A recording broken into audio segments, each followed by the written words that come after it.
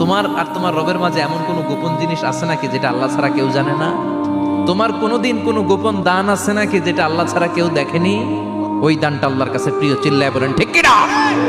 রাত্রিবেলা যাচ্ছেন, কেউ নাই, রাস্তায় হঠাৎ দেখলেন মসজিদ, পাশে লেখা বড় করে দান বাক্স। পকেট থেকে কচকচে 1000 টাকার নোটটা ওইখানে ঢেলে দিলেন দান বাক্সের ভিতর। কেউ দেখে নাই, দেখছে কে? এটা পৃথিবীর কাউরে দেখানোর জন্য দিছিলেন? এই দানটা আল্লাহর কাছে প্রিয়। গোপন দান আল্লাহর রাগকে কমিয়ে দেয়। সুবহানাল্লাহ বলেন।